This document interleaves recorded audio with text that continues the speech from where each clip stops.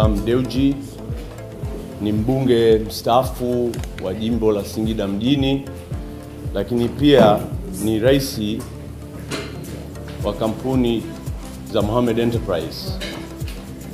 Historia yangu, kwa wale ambao hamnifahamu, nimekuwa mshabiki na mwanachama wa Simba kwa siku nyingi, na mkikumbuka nimeshawahi kudhamini Simba huko nyuma, na namshukuru Mwenyezi Mungu kwamba tulipata mafanikio makubwa 2001 mpaka 2004, na tulishinda ligi, lakini pia tulishinda Eastern Central, lakini pia tulifanya vizuri sana kwenye Champions League. Na mkikumbuka kwamba wenzetu wa Arabu kwenye historia, kila timu ya Kitanzania ikicheza nao siku ya pili, kwenye gazeti tunasema kwamba tumekufa kiume. Lakini mimi nakumbuka kwamba sisi tuliweka historia, tuliwashinda Zamalek na tumerudi mashujaa, na nakumbuka tulipokelewa na watu wengi mno, sijawahi kuona watu kama hao. Na bahati mbaya kulikuwa na baadhi ya watu 3-4 walipoteza maisha yao. Tuwaombee hawa watu.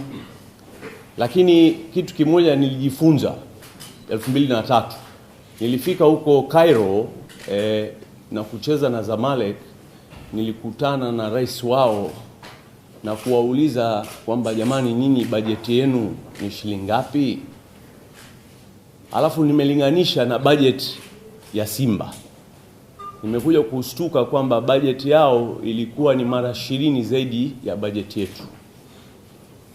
Sote sisi tunafahamu mpira ni pesa, na ukitaka kushindana kwenye bara la Afrika lazima uwe na uwezo wa pesa, uweze kuwanunua wachezaji wazuri kwa bei kubwa, walipe mishahara minono, uwe na kocha na kadhalika.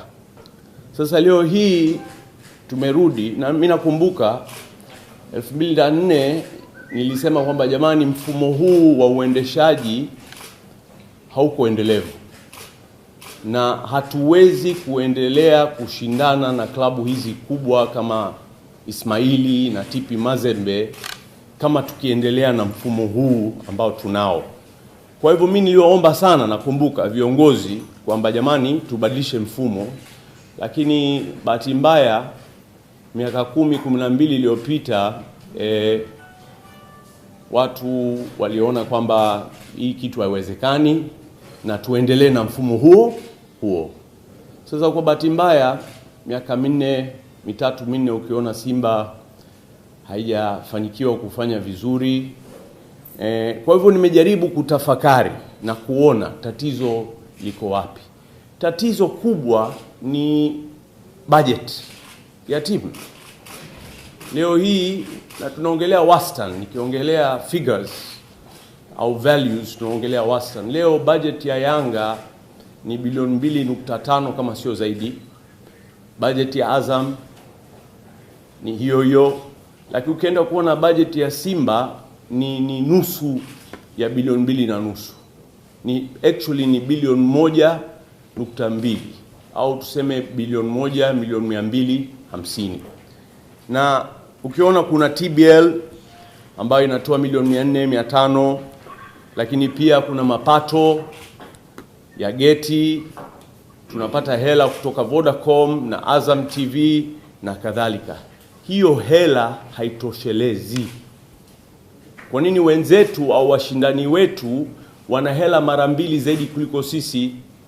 Tukiingia kwenye dirisha ya usajili, tukimtaka mchezaji, sisi tunasema tuna milioni 20, mwenzetu anasema anaweka dau ya milioni 40 au milioni 50. Mwisho wa yote mchezaji anaondoka, lakini pia hatuna uwezo wa kumlipa mchezaji huyo mshahara mzuri. Na sisi wote tunajua, ukifuatilia mambo ya Chelsea, ukifuatilia mambo ya Man U, mishahara kila siku yanazidi kupanda juu.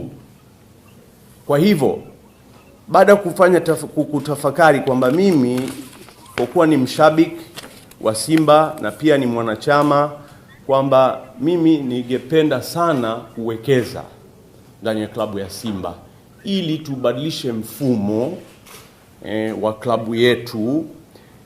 Na nakumbuka nilikuwa kwenye interview na kwenye mkasi na Salama Jabir, na nilitamka hayo mambo kwamba mimi nataka niwekeze.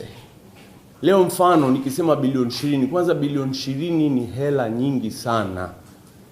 Unajua mimi nimetoka baada ya kutamka hiyo bilioni 20, kuna wenzangu wameniambia wewe mwendazimu, kwamba bilioni 20 ni hela nyingi sana. Leo ukienda kuona thamani Simba ina club pale, lakini pia ina uwanja wa Bunju. Kwa hivyo hiyo ni hela kubwa sana kwa ajili ya 51%. Na fikra yangu au shabaha yangu ilikuwa nini? Kwamba leo hii nikichukua hiyo bilioni 20, tukubaliane kwamba hakuna mtu ambaye ataruhusiwa kugusa hizo hela.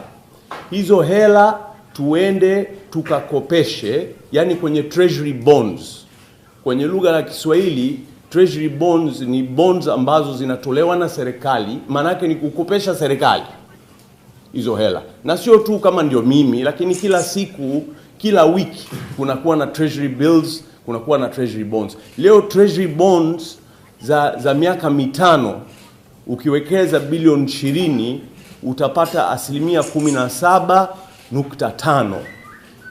Sasa bilioni 20 17.5 ni bilioni 3.5 ndio hela ambayo utapata.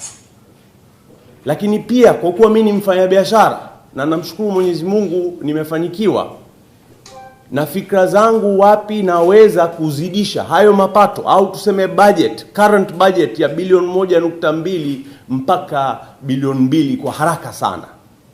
Mkikumbuka huko nyuma kwenye udhamini, Mohamed Enterprise ilikuwa na dhamini, lakini nimewaleta Simba Cement, nimewaleta NBC. Kwa hivyo mimi nafanya biashara na watu wengi sana, na watu wengi wananufaika na biashara yangu. Kwa hivyo ni rahisi kumshawishi au kuwashawishi hawa watu pia waje na watoe support na kuidhamini Simba. Sasa huko juzi tu nimesikia kwamba Tanzania Breweries wana sita kusaini mkataba, lakini pia nimeongea na NMB na wao pia wana sita. Sasa God forbid kwamba leo TBL isipo dhamini Simba, yani hiyo budget ya bilioni 1.2 tutarudi kwenye milioni 500, milioni 600. Itakuwa ni hatari kubwa sana kwa ajili ya klabu yetu, na hatari kubwa sana, hatutaweza kushindana. Acha tu hatuwezi kushindana kwenye bara la Afrika, lakini hatutaweza kushindana kwenye nchi yetu Tanzania, kwani washindani wetu wana pesa zaidi kuliko sisi. Kwa hivyo shabaha yangu ni kutoa klabu hiyo ambayo ina budget ya bilioni 1.2 au bilioni 1.5 na kuipeleka kwenye bilioni 5.5. Kati ya hiyo bilioni 3.5 tutapata kutoka treasury bonds, na tutazidisha mapato mpaka bilioni 2. Kwa hivyo tutakuwa na bilioni 5.5. Sasa nini ambacho nataka nifanye na bilioni 5.5? Kwanza, unajua washabiki wa Simba wanahitaji success ya haraka. Maana yake lazima tusajili wachezaji wazuri, tuwalipe vizuri, tutafute kocha mzuri na kadhalika, uendeshaji wa klabu. Kwa hivyo hiyo ukitenga bilioni 4 kwa mwaka, tayari umshawazidi wapinzani wako wa Azam na Yanga. Kwa nini wenyewe wanatumia bilioni 2.5 mpaka bilioni 3? Kwa maana yake umewazidi kwa 25%. Hapo unaweza kuanza kushindana nao, la kwanza. Lakini la pili, bilioni 1.5 ambayo iliyobaki, jamani, Simba Day tunatimiza miaka 80. klabu imeanzishwa 1936. Uwanja wa kufanyia mazoezi hatuna. Jamani, tuwe wa kweli, tuache unafiki. Kwamba leo mimi kama mpenzi wa Simba, mwanachama wa Simba, inaniuma kwamba wenzetu wameanza juzi na tayari wameshatengeneza uwanja wao. Kwa hivyo mimi ile bilioni 1.5 shabaha yangu ni tukitenga bilioni 1.5 for 3 years, tutajenga uwanja, tutajenga gym, tutajenga swimming pool, tutajenga nutrition center. Yani unajua, ukitaka kufanyikiwa kwenye mpira au kwenye maisha yako, zaidi kwenye mpira, unalala unafikiria mpira, ukiamka unafikiria mpira, ukila unafikiria mpira. Hauwezi tu kukula kitu chochote, lazima upate chakula maalum, na hayo yote it costs money. Kuna recovery center, mchezaji anacheza mechi kama mara nyingine anacheza mechi 2 kwenye wiki, lazima apate massage, lazima aingie kwenye maji baridi ili misuli yake ya recover. Lazima tuwe na mwalimu wa mental toughness. Lazima tuwe na video audio conferencing center. Mimi nakumbuka 2003 tulikuwa tunacheza na Zamalek. Sasa huko nyuma kila tukicheza na wale Waarabu unakuja kumjua mchezaji, sasa unacheza naye. Lakini mimi nakumbuka tulipata mikanda hizi 3 za mechi zao za karibu. Tumekaa pale Holiday Inn ambayo sasa hivi ni Southern Sun. Kwa hivyo kila mchezaji, ukisema Ramadhani Waso anacheza fullback 3, alikuwa anamjua mchezaji yule Mwarabu ambaye alikuwa anamkaba kwa uso, anavyogeuka na kadhalika. Kwa hivyo hapo haubahatishi, unaingia kisayansi na kisaikolojia. Kwa hivyo mimi narudi tena kwa shabaha yangu. Kwa hivyo tutengeneze miundo mbinu, yani infrastructure. Tuna kiwanja pale cha Bunju, tuwekeze. Lakini ukitaka kuwekeza vizuri, hauwezi kuwekeza kwenye milioni 500. Unahitaji bilioni 5. Kwa maana yake unatenga bilioni 1.5 kila mwaka, miaka 3, unakuwa na hiyo shabaha, una deliver. Lakini sio hiyo tu. Lazima sisi tuanze kuinvest kwenye youth. Lazima uwe na timu 18 and under, 16 and under, 14 and under, 12 and under. Kuendesha hizi timu 4 unahitaji pesa. Kwa hivyo mimi kwa heshima kubwa na taadhima kwamba hayo mambo tumeongea mengi sana, na kila mtu ana maoni yake, lakini mimi dhamira yangu sio kupata pesa kutoka Simba. Mimi Mungu amenijalia sana na biashara zaidi ya 100. Namshukuru Mwenyezi Mungu, tunaajiri watu 28. Namshukuru Mwenyezi Mungu na tutaendelea kuajiri zaidi. Mimi jambo ambalo nalitaka ni kuwekeza kwenye Simba, tubadilishe mfumo, tuwe na transparency ya uendeshaji wa club, to professionalize, na siku moja tuwe champion wa Afrika. Kwa nini mimi sitaki tu niishie Tanzania? Mimi nataka tufike, yani shabaha yangu tuwe champion wa Afrika. Na bado sio kwamba nasema unajua budget ya bilioni 5.5 imetosha. Hapana. Leo ukiona Zamalek TP Mazembe budget yao bilioni 20. Hata tukifika kwenye hiyo hatua bado wametuzidi mara 4. Kwa hivyo sasa tufikirie namna tutazidisha mapato ili tufike kwenye hiyo shabaha yetu. Mimi hiyo la kwanza, lakini la pili tumeongelea 51% na kadhalika. Mimi fikra yangu ni kuna